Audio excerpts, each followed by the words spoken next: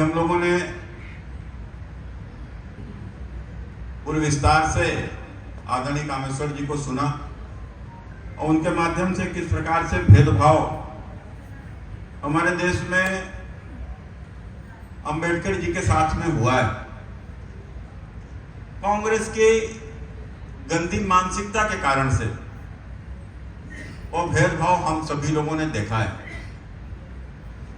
मुझे ध्यान में आता है कि मैं जब छोटा था तो सरस्वती शिशु मंदिर में पढ़ने जाता था और जो सरस्वती शिशु मंदिर के जो विद्यालय हुआ करते थे, हम सभी लोग जानते हैं वो आरएसएस संघ के विद्यालय होते हैं, उसके द्वारा संचालित होते हैं। तो उन विद्यालयों में समय समय पर देश के विभिन्न महापुरुषों की जन्म तिथियां मनाई जाती थी। उसी क्रम में एक जन्म तिथि पूज्य बाबा साहब भीमराव अंबेडकर जी की भी बनाई जाती थी। उस समय तक बाबा साहब भीमराव अंबेडकर जी को भारत रत्न नहीं मिला था, वह तो सन 90 में मिला, जब भारतीय जनता पार्टी के समर्थन की जब सरकार दिल्ली में बनी। तो वो इसलिए हम लोगों को बताया जाता था कि चूंकि हम लोगों का मानना है, संघ का मानना है, भारतीय जनता पार्टी का मानना है, या जो भी भारत को थोड़ा बहुत भी समझता होगा, जिसको भी भारत से प्रेम होगा, उस हर व्यक्ति का मानना है कि देखो इस देश में जाति तो सच्चाई है, जो भी जन्मेगा किसी न किसी जाति में तो जन्मेगा, लेकिन महापुरुष तो वही होता है जो सबके लिए जीता है, जो समाज के लिए करता है, वही महापुरुष। आप बताओ, आज हम महाराणा प्रताप का सम्मान करते हैं, इसलिए नहीं करते वो अपने लिए जिए, हम उनका सम्मान इसलिए करते हैं कि उन्होंने घास की रोटियां खाना पसंद की, जंगलों में जिए, लेकिन मुगलों की दास्तां नहीं स्वीकार की और इस देश के लिए संघर्ष है। हम महाराणा को महापुरुष मानते हैं, हम छत्रपति शिवाजी को महापुरुष मानते हैं क्योंकि उन्होंने इस देश के लिए संघर्ष किया। हम झांसी की रानी को महापुरुष मानते हैं क्योंकि उन्होंने इस देश के लिए संघर्ष किया। और हम भगत सिंह, चंद्रशेखर आजाद के ही क्रम में हम बाबा साहब भीमराव अंबेडकर को भी मानते हैं। हम उनको भी मानते हैं कि उन्होंने भी इस देश के भीतर एक समता मूलक समाज की स्थापना के लिए, इस देश के शोषितों वंचितों के सम्मान के लिए अपने जीवन को उन्होंने भी पूरी तरीके से समर्पित कर दिया। इसलिए मित्रों, जब महापुरुषों की बात आती है तो महापुरुषों की कोई जाति नहीं होती, जो तो भारत के लिए जीता है और तो भारत के लिए जिए हैं, इसलिए हम उनका सम्मान करते हैं मित्रों। तो इसलिए आपने देखा होगा कि भारतीय जनता पार्टी की जब भी सरकार बनी, चाहे हमारे समर्थन की सरकार रही हो और चाहे हमारे प्रधानमंत्री जिस सरकार में चुने गए हों, उन सरकारों ने इस देश के महापुरुषों को और खासकर बाबा साहब भीमराव अंबेडकर जी को, इसलिए कि उनके साथ में जो कांग्रेस ने जो भेदभाव किया, जो सम्मान, जो स्थान जो अन्य महापुरुषों को मिला था, वह सम्मान और स्थान बाबा साहब को नहीं मिल सका, तो हमें जब भी मौका मिला हमने उनको वही सम्मान दिलाने के लिए प्रयास किया, वही सम्मान दिलाने के लिए। और यही कारण है, आप सब लोग दिल पर हाथ रख के बताइए, 2014 से पहले इस देश में क्या अंबेडकर जी को यह सम्मान मिला था जो आज इन 10-11 वर्षों में मिला है? आज अंबेडकर जी के गांव-गांव जिस प्रकार के कार्यक्रम होते हैं, क्या 10-12 वर्ष पूर्व होते थे? आज जिस प्रकार से सरकारें अंबेडकर जी के कार्यक्रमों को कर रही हैं, क्या पहले इस प्रकार का होता था? अभी बहुत सारे कार्यक्रम जो उनके जीवन से जुड़े हुए थे, उनके पंचतीर्थ से स्थापना से लेकर अन्य कार्यक्रम हमारी सरकार ने के पूर्व में बताए गए हैं। लेकिन मित्रों, सही मायने में चाहे अंबेडकर जी हो और चाहे भारत का संविधान हो, दोनों को ही सम्मान दिलाने का काम यदि किसी ने किया है तो भारतीय जनता पार्टी ने किया है, भारतीय जनता पार्टी की सरकार हो। ऐसे मित्रों, मुझे तो संविधान पे बोलना है। अब बात जब संविधान की आती है तो सभी लोग जानते हैं कि संविधान की रचना करने वाले, हमारे देश में संविधान को दिशा देने वाले पूज्य बाबा साहब भीमराव अंबेडकर जी थे। और कोई भी देश हो बगैर कानून, बगैर संविधान के चल ही नहीं सकता। 1947 से पूर्व तो समझ में आता था हमारे देश में उस समय पर रानी के पेट से ही राजा होता था, पीढ़ी दर पीढ़ी एक ही वर्ग का शासन होता था, एक ही व्यक्ति का शासन होता था, उसके बाद उसके परिवार को सत्ता हस्तांतरित हो जाती थी। कानून उनके अपने आप से बनते थे, अपने हिसाब से बनते थे, जो उनके सुविधा के लिए होते थे वही कानून होते थे, वही उनका संविधान होता था। लेकिन 1947 के बाद इस देश में, क्योंकि हम सभी जानते हैं कि विविधता भरा देश है, अलग अलग बोली भाषा बोलने वाले लोग, अलग अलग खान पान वाले लोग, अलग अलग जलवायु में रहने वाले लोग, कोई पहाड़ पर है, कोई जंगल में है, कोई नदी के किनारे है, कोई मैदानों में है, या अलग अलग तरीके के रहने वाले लोग, अलग अलग बोली भाषा के लोग। और जातियों की यदि बात आती है तो जाति उपजाति मिलाकर लाखों की संख्या इस हिंदुस्तान के भीतर है। तो मित्रों, तो क्या अलग अलग कानून हो सकता था क्या? अरे जब देश एक है तो फिर कानून भी एक ही होगा, और उस एक कानून के लिए, उस एक संविधान के लिए मित्रों, और संविधान बनाने का काम वो हमारे देश के उस संविधान की समिति के जो अध्यक्ष बाबा साहब भीमराव अंबेडकर जी चुने गए, उन्होंने इस देश को दिशा देने का काम किया। लेकिन मित्रों, मुझे इस बात में कहने में कोई संकोच ही नहीं है कि आपने देखा होगा कि कांग्रेस की जो मानसिकता जो थी, बाबा साहब हमेशा कहते थे कि इस देश का हिंदू और मुसलमान एक साथ रह ही नहीं सकता। इस देश में यदि विभाजन हो रहा है, पहले तो वो विभाजन के खिलाफ थे, लेकिन जब विभाजन हुआ ही हुआ तो उन्होंने इस बात को कहा कि यदि देश का बंटवारा जब धर्म के आधार पर हुआ है तो इस देश में हिंदू रहें, मुसलमान जो पाकिस्तान है उसमें चले जाएं, क्योंकि एक साथ नहीं रह सकते। लेकिन उस समय पर कांग्रेस ने उनकी अवहेलना कर दी, और कांग्रेस ने इस देश के भीतर संविधान हो, संविधान से ऊपर मुसलमानों को अधिकार देते हुए आपने देखा होगा कि पहले ही दिन से किस प्रकार का भेदभाव शुरू हो गया।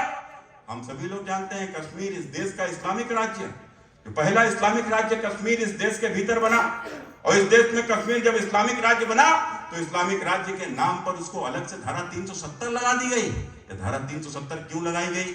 इस धारा 370 इसलिए लगाई गई कि देश भर में हमारे देश के दलितों, अनुसूचित जाति जनजाति के लोगों को आरक्षण मिल रहा था, और वो इस्लामिक राज्य में आरक्षण ना देना पड़े, इसलिए मित्रों कश्मीर के भीतर धारा 370 लगा दी। देश भर में जहां पर अनुसूचित जाति जनजाति के लोगों को आरक्षण मिलता था, वह कश्मीर में 370 के कारण से वो आरक्षण मिलना ही बंद हो गया। तो मित्रों, किसको सम्मान दिया आपने? संविधान के ऊपर भी मुसलमान को वोट के लिए कर दिया। और यही नहीं, आप सबने देखा होगा अभी संसद के पास एक कानून जो वक्फ का संशोधन जो किया गया, आपने देखा होगा, या लोग सुप्रीम कोर्ट चले गए।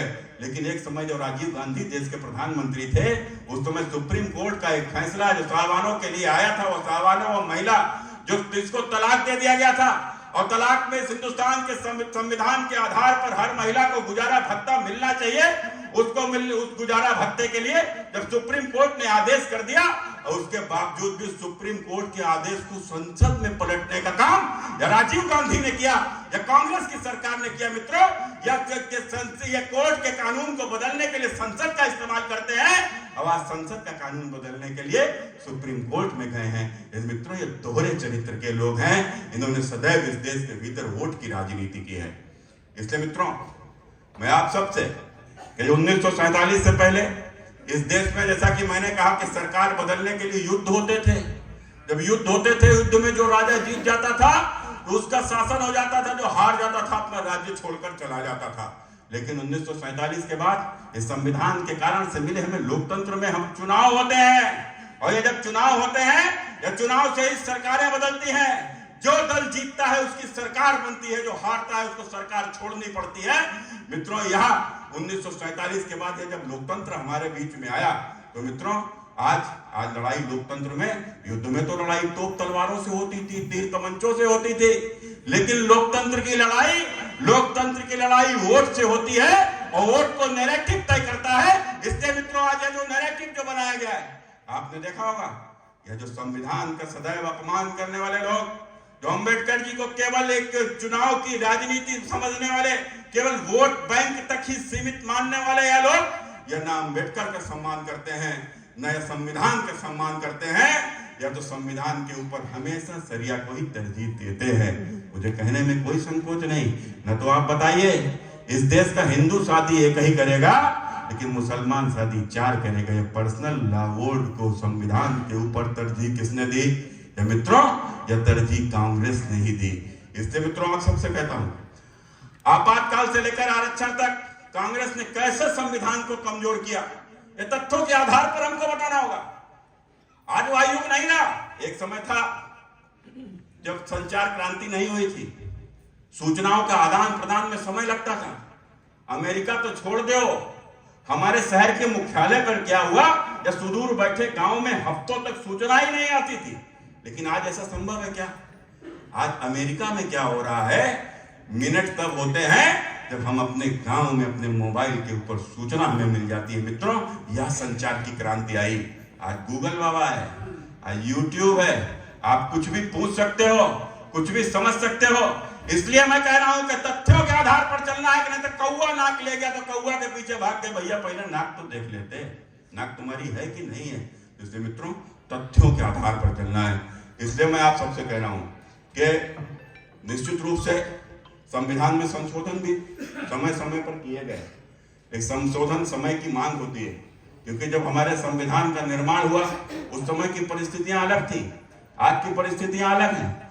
और जब हमने जिस प्रकार से संविधानों में संशोधन किए हैं, उन संशोधनों के विषय में भी आप सबको समझना चाहिए कि सबसे पहले किस प्रकार से कांग्रेस ने जो संशोधन किए, वो जो संशोधन हुए हैं, उसमें पहला संशोधन सन 1951 में हुआ। और जो पहला संशोधन जो कांग्रेस ने किया वो 10 मई 1951 को अंतरिम सरकार के दौरान प्रधानमंत्री जवाहरलाल नेहरू द्वारा प्रथम संविधान संशोधन अधिनियम लाया गया, जब सरकार के पास निर्वाचित जनादेश ही नहीं था। माने सरकार लोगों के मत से चुनकर नहीं आई थी। वो पहली सरकार तो केवल बना दी गई थी, अंतरिम सरकार थी, और अंतरिम सरकार को संविधान में संशोधन का कोई अधिकार नहीं था। लेकिन उसके बावजूद भी 1951 में पहला संशोधन यह कांग्रेस ने किया। इस संशोधन के माध्यम से अनुच्छेद 19 में बदलाव कर अभिव्यक्ति की स्वतंत्रता को सीमित किया गया। यह संशोधन सुप्रीम कोर्ट के उस निर्णय को पलटने हेतु लगाया गया था, जिसमें सरकार की निंदा करने वाले क्रॉसरोड्स ऑर्गेनाइजर नामक साप्ताहिक पत्रिकाओं पर प्रतिबंध को अवैध ठहराया गया था। अदालत द्वारा संपादकों को राहत देने के बाद सरकार ने संशोधन पारित कर दिया। इसी प्रकार से 25वां संविधान संशोधन 1971 में हुआ।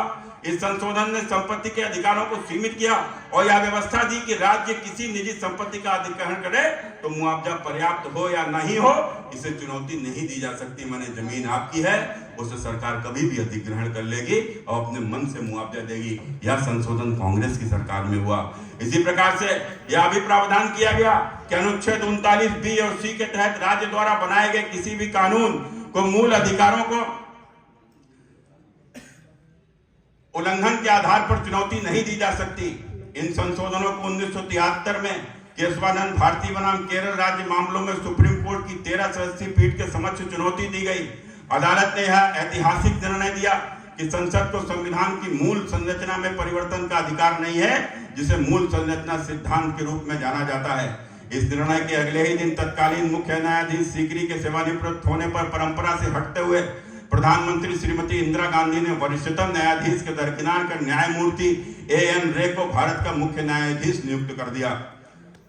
आपातकाल के जैसे मनमाने संविधान संशोधन किए। जब आपातकाल सन 1975 में लगा, उस समय संविधान के गठन के 25वीं वर्षगांठ थी और 25वीं वर्षगांठ उन्होंने इस देश में आपातकाल लगाकर मनाई। मित्रों, आपातकाल लगाकर मनाई। 1975 में उच्च न्यायालय ने इंदिरा गांधी को 1971 के चुनाव को चुनावी धोखाधड़ी के कारण अमान्य घोषित कर दिया और उन्हें 6 वर्षों के लिए चुनाव लड़ने से अयोग्य ठहरा दिया। इसके जवाब में इंदिरा गांधी ने देश में आपातकाल लागू कर दिया। भारत के लोकतांत्रिक इतिहास का सबसे काला अध्याय था। आपातकाल के दौरान इंदिरा गांधी ने मौलिक अधिकारों को कुचल दिया और संविधान को तानाशाही की ओर मोड़ दिया। जुलाई 1975 में 38वां संविधान संशोधन कांग्रेस ने किया। इस संशोधन ने राष्ट्रपति को आंतरिक अशांति के आधार पर राष्ट्रीय आपातकाल घोषित करने का अधिकार दिया। इसने आपातकाल की घोषणा को न्यायिक समीक्षा से बाहर कर दिया, जिससे आपातकाल की घोषणा अंतिम और निर्णायक बन गई। इस संशोधन के जरिए इंदिरा गांधी ने सुनिश्चित किया कि जनता और न्यायपालिका को उनके तानाशाही फैसला पलटने का कोई रास्ता न मिले। 1975 में ही 39वां संविधान संशोधन किया। यह संशोधन इलाहाबाद हाईकोर्ट द्वारा इंदिरा गांधी के चुनाव को अवैध ठहराने के जवाब में लाया गया था। संशोधन पारित करने की असाधारण जल्दबाजी हुई थी। 7 अगस्त गुरुवार संशोधन लोकसभा में पेश हुआ और उसी दिन बिना बहस के पारित कर दिया गया। 8 अगस्त शुक्रवार अगले ही दिन राज्यसभा में भी पारित हुआ। 9 अगस्त माने उसके तीसरे दिन शनिवार को विशेष सत्र बुलाकर शासित राज्यों में 50% से अधिक राज्यों को मंजूरी दिलवाई गई। 10 अगस्त रविवार राष्ट्रपति भवन रविवार को भी खुला रहा ताकि संशोधन को अंतिम रूप दिया जाए।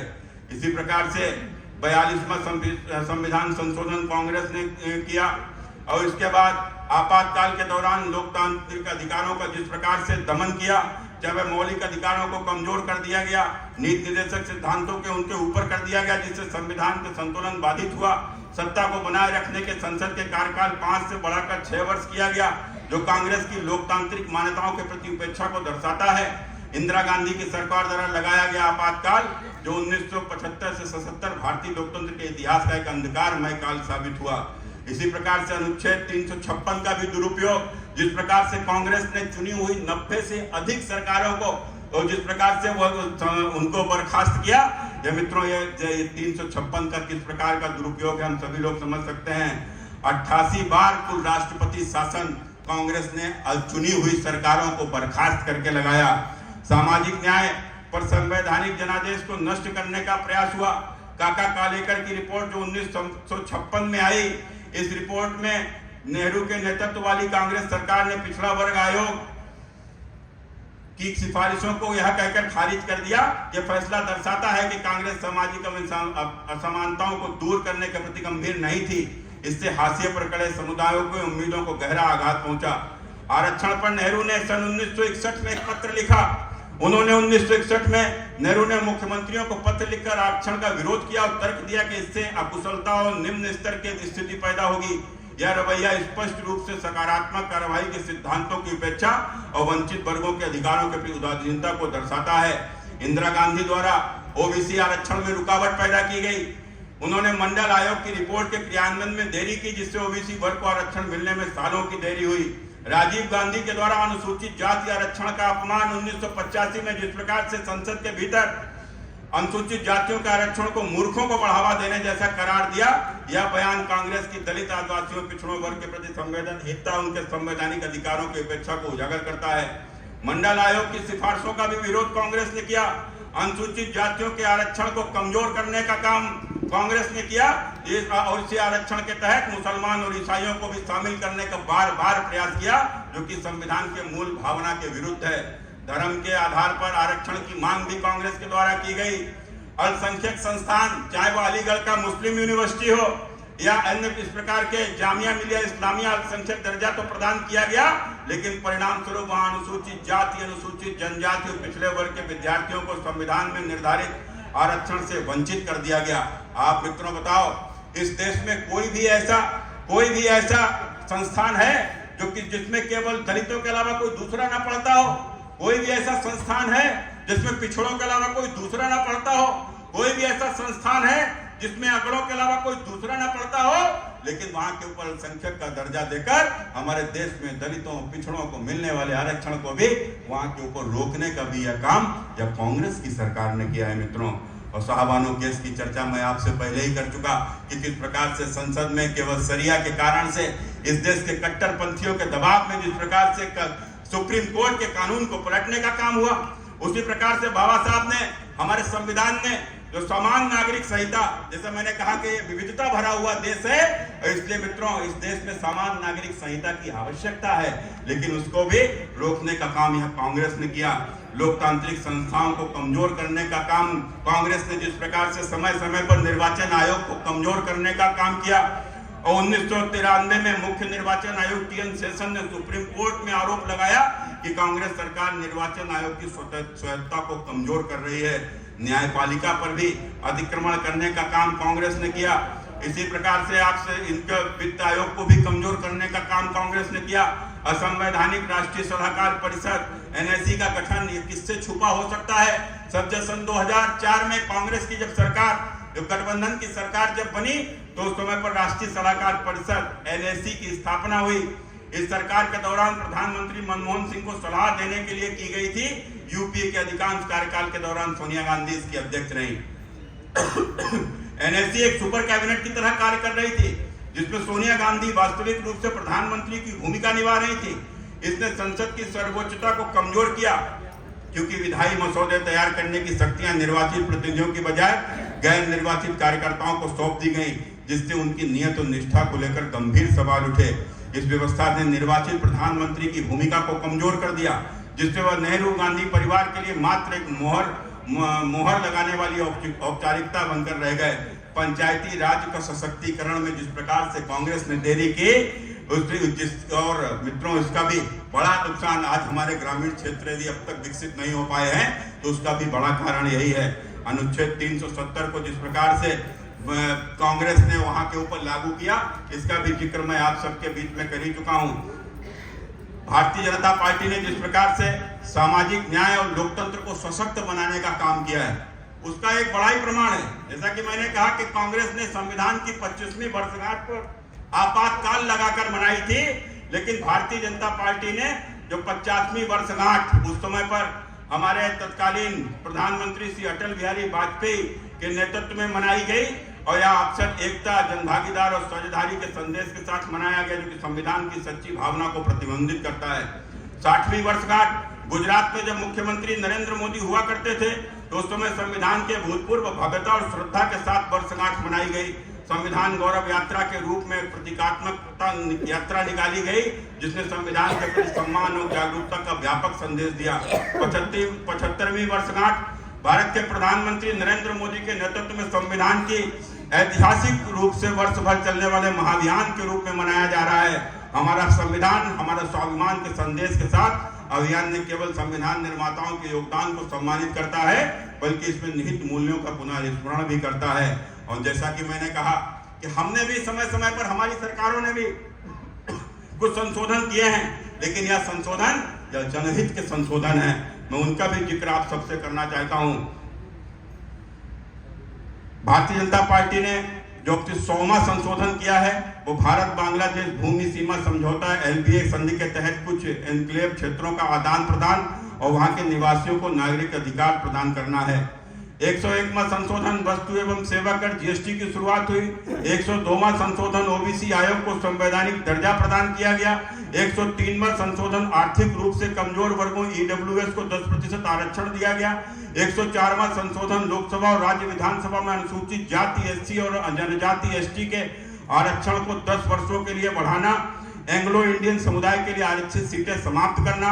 105वां संशोधन राज्य सरकारों को सामाजिक और शैक्षिक रूप से पिछड़े अन्य पिछड़ा वर्ग OBC की पहचान को अधिकार बहाल करना। 106वां संशोधन संसद और राज्य विधानसभाओं में महिलाओं को 33% आरक्षण देना। यह संशोधन नरेंद्र मोदी के टाइम हुए। प्रधानमंत्री नरेंद्र मोदी से पूर्व अटल बिहारी वाजपेयी के नेतृत्व में भी कुछ जो संशोधन हुए हैं, उसमें 79वां संशोधन अनुसूचित जातियों SC जनजातियों ST के लिए आरक्षण और एंग्लो इंडियन सदस्यों के संसद व राज्य विधानसभाओं में नामांकन की अवधि को 10 वर्ष के लिए बढ़ाया गया। 81वां संशोधन अनुसूचित जातियों और जनजातियों के लंबित रिक्तियों को भरने में आरक्षण की सुरक्षा सुनिश्चित की गई। 82वां संशोधन अनुसूचित जातियों जनजातियों के उम्मीदवारों को प्रमोशन में आरक्षण के तहत योग्यता अंकों के अन्य मानदंडों में छूट देने की अनुमति दी गई। 50वां संशोधन अनुसूचित जाति जनजाति कर्मचारियों को पदोन्नति में परिणामी वरिष्ठता की रक्षा हेतु तकनीकी संशोधन किया गया। 86वां संशोधन वर्ष की आयु तक बच्चों को शिक्षा का अधिकार प्रदान करना। सर्व शिक्षा अभियान को संवैधानिक अधिकार। इसी प्रकार से 89वां संशोधन राष्ट्रीय अनुसूचित जाति अनुसूचित जनजाति आयोग की राष्ट्रीय अनुसूचित जाति आयोग को राष्ट्रीय अनुसूचित जनजाति आयोग में विभाजित किया गया। 90वां संशोधन असम विधानसभा में बोडोलैंड क्षेत्र के लिए आरक्षण। 91वां संशोधन मंत्रिपरिषद के आकार के कुल सदस्यों के 15% तक सीमित करना और दल बदल विरोधी कानूनों को सशक्त करना। 92वां संशोधन बोडो डोगरी संस्थानीय मैथिली की राजकीय भाषाओं के रूप में शामिल करना। इसी प्रकार से जो हमारे पूर्व में जनसंघ के समय पर जो हमारी समर्थित सरकारें नहीं, जो कि 1977 में बनी थी, उसमें भी जो 62वां संशोधन हुआ था, तो उसमें अनुसूचित जातियों अनुसूचित जनजातियों के आरक्षण तथा संसद और राज्य विधानसभाओं में एंग्लो इंडियन सदस्यों के नामांकन अवधि को 10 वर्षों के लिए बढ़ाया गया। 65वां संशोधन अनुसूचित जाति और अनुसूचित जनजातियों के लिए राष्ट्रीय आयोग का गठन किया गया। मित्रों, इस प्रकार से हम लोगों ने जब भी संविधान में संशोधन किया, इस देश की खासकर अनुसूचित जाति जनजाति उनको मिलने वाले अधिकारों को किस प्रकार से उनके सम्मान के लिए उनके बेहतरी के लिए हम लोगों ने उपयोग किया, लेकिन कांग्रेस ने जिस प्रकार से संविधान का संशोधन केवल एक वर्ग की तुष्टीकरण के लिए और किस प्रकार से अपने स्वार्थों के लिए किया, मैंने मित्रों आप सबको बताया है। इसलिए मित्रों आज मैंने जैसा कि कहा कि युद्ध यह नैरेटिव का युद्ध है, और जिस प्रकार से आज समाज को तोड़ने की बात हो रही है, आपने देखा होगा यह भारतीय समाज को छिन्न भिन्न करने का जिस प्रकार से षड्यंत्र रचे जा रहे हैं, वह केवल हिंदुस्तान के ही नहीं, वह हिंदुस्तान के बाहर से भी संचालित किए जा रहे हैं। मित्रों यह भारतीय समाज टूट जाए, यह भारतीय समाज बिखर जाए, यह भारतीय समाज बिखरेगा तो परिणाम क्या होगा। मैं बड़ी जिम्मेदारी के साथ इस बात को कहता हूं कि मित्रों 1947 में जब हमारे देश का जब विभाजन हुआ था, तो हमारे देश का विभाजन का कारण लोग बताते हैं, कोई उसका विभाजन का कारण मोहम्मद अली जिन्ना को बताता है, कोई विभाजन का कारण कोई इस्लाम को बताता है, कोई विभाजन का कारण मुसलमान को बताता है। लेकिन मैं बड़ी जिम्मेदारी के साथ कह रहा हूं, हमारे देश का विभाजन का कारण कोई जिन्ना नहीं था, न कोई इस्लाम था, न कोई मुसलमान था। हमारे देश के विभाजन का यदि कोई कारण था तो हमारा बिखरा हुआ भारतीय समाज था। मित्रों हमारा बिखरा हुआ भारतीय समाज, हम जातियों में बट गए और हमारा देश बट गया। मित्रों एक सोची समझी रणनीति के तहत 1931 में अंग्रेजों ने इस देश में जाति की जनगणना करा दी। उस जाति की जनगणना से इस जातियों के क्षत्रप निकल पड़े, एक दूसरे की जातियों को गाली देने लगे। उस गाली देने का यह प्रभाव आया, एक दूसरे की जाति के प्रति इतनी वैमनस्यता बढ़ गई। मित्रों एक दूसरे की जातियों में इतनी खाई पैदा हो गई कि उसका लाभ लेते हुए 1947 में मुस्लिम लीग ने उसका लाभ लेते हुए भारत के विभाजन की रेखा खींच दी। मित्रों हमारा देश बट गया, हम बट गए तो हमारा देश बट गया। इसलिए मित्रों मुझे कहने में कोई संकोच नहीं होता है, यह संविधान जब तक यह संविधान है तब तक यह भारत है। मित्रों तब तक यह भारत है। तो आप बताओ कौन संविधान को पाकिस्तान में मान रहा है, कौन संविधान को बांग्लादेश में मान रहा है, कौन संविधान को अफगानिस्तान में मानता है, सीरिया ईरान जैसे मुल्कों में संविधान को कौन मानता है। मित्रों यह संविधान तभी तक सुरक्षित है जब तक भारत में हिंदू सुरक्षित है, जब तक भारत में हिंदू सुरक्षित है। मित्रों और इसलिए यही कारण है यह देश को बांटने वाली वो तमाम सारी ताकतें इस देश को जातियों में इस प्रकार से बांट दो, एक दूसरे को इस प्रकार से लड़ा दो कि मित्रों यह देश के आप एक और विभाजन के लिए देश तैयार हो जाए। इसीलिए मित्रों मैं इस बात को कहता हूं, अभी मैं समाजवादी पार्टी के एक नेता इंद्रजीत सरोज ने जिस प्रकार से देवी देवताओं पर टिप्पणी करते हुए मंदिरों पर सवाल किए, वो आक्रांता गजनवी और गौरी से अपनी रक्षा नहीं कर सके। यही बात तो बाबरी मस्जिद और अल्लाह के लिए भी वो कह सकते थे, लेकिन नहीं कहा, मंदिरों के लिए कहा कि मंदिर अपनी रक्षा नहीं कर पाए गौरी और गजनवी से, तो भैया बाबरी मस्जिद वाले भी अपनी रक्षा कहां कर पाए, वहां भी आ जाते हैं अल्लाह। तो वहां के लिए कभी सवाल नहीं खड़े करेंगे, कभी सवाल नहीं खड़े करेंगे, लेकिन सवाल कहां के ऊपर खड़े करेंगे। फिर उन्होंने कहा पीडीए समाज के भगवान अंबेडकर हैं। अगर वो कहते हैं कि पीडीए समाज के भगवान अंबेडकर हैं, तो फिर जरा इतना भी बता देते कि पीडीए के नायक तुम अखिलेश को बताते हो, तो फिर भगवान विष्णु का मंदिर वो क्यों बना रहे हैं। अगर पीडीए समाज के भगवान यदि अंबेडकर हैं, तो फिर भगवान विष्णु का मंदिर अखिलेश क्यों बना रहे हैं, इसका जवाब भी तो उनको देना चाहिए। इसलिए मित्रों मंदिर तो छोड़ो, यह अखिलेश यादव वह शख्स हैं जिन्होंने कन्नौज में मायावती सरकार में बाबा साहब भीमराव अंबेडकर के नाम से बने हुए मेडिकल कॉलेज का अपनी पहले ही कैबिनेट की बैठक में उन्होंने मित्रों नाम परिवर्तित कर दिया था। यह अंबेडकर का सम्मान करेंगे, यह अंबेडकर का सम्मान करेंगे। इसलिए मित्रों ये पीडीए के रक्षक कौन है, ये पीडीए का रक्षक, ये पीडीए का रक्षक मुख्तार का भाई अफजाल है। पीडीए का रक्षक कौन है, पीडीए के रक्षक वो बिजली चोरी करने वाला वो सांसद वर्ग है। ये पीडीए के रक्षक इनके तमाम मुसलमान जो चिल्लाते हैं पीडीए पीडीए पीडीए चिल्लाते हैं, जरा इनसे पूछ कर आओ एक के घर में भी अंबेडकर जी की मूर्ति है क्या, कोई एक भी अंबेडकर जी की मूर्ति पर जाकर सम्मान करेगा क्या। अरे मित्रों सम्मान तो छोड़ो, इनकी पार्टी का ताकतवर नेता जो उस समय पर अखिलेश के साथ में जो मंत्री था आजम खान, वो बाबा साहब को भूमाफिया बताता था। वो बाबा साहब के जो मूर्ति की जो उंगली के सामने खड़ी है वो कहता था कि अपनी तो हमारी है ही है, ये सामने वाली भी हमारी है। यह अपमानित करने का काम किसने किया? यह अपमानित करने का काम आजम खान ने किया। इसलिए इंद्रजीत सरोज, आप तो यह बात ही ना करो, आप न बाबा साहब से प्रेम करते हो, न भारत के संविधान से प्रेम करते हो, आप तो केवल अपने स्वार्थ से प्रेम करते हो। न तो बताओ, अगर आपको अम्बेडकर जी से प्रेम होता तो अम्बेडकर जी अपने बाद अपने किसी औलाद को अपने तक तो देकर नहीं गए। अगर आपको भी यदि अम्बेडकर जी से प्रेम होता तो आप अपने बाद, अब तो विधायक थे ही थे, अपने बेटे को सांसद क्यों बना दिया? किसी गरीब पिछड़े किसी गरीब को अपने बेटे के स्थान पर योग्य व्यक्ति को बना देते सांसद। तो इसलिए मित्रों, ये स्वार्थ के लोग हैं। यदि अम्बेडकर से इन्हें प्रेम होता मित्रों, आप बताइए, हमारा कोई भी आराध्य, हमारा देवी देवता महापुरुष या हमारे पूर्वज, यदि उनका कोई भी यदि अपमान करेगा, यदि उसके साथ में तभी व्यक्ति खड़ा होगा जब उसको स्वार्थ होगा। तो इसलिए मित्रों, यह अखिलेश यादव, जिन्होंने इस उत्तर प्रदेश के भीतर मायावती सरकार में बनाए हुए वो तमाम सारे दलित महापुरुषों के नाम से वो जिले थे, अम्बेडकर जी के नाम से जो जिले थे, उनको अपनी सरकार बनते ही उनके नाम बदल दिए।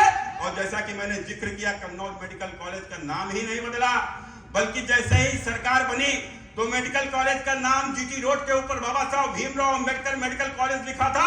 और समाजवादी गुंडों ने उस बोर्ड को तोड़ा और उस बोर्ड को जूतों चप्पलों से पीटते हुए उसके ऊपर पेशाब तक की।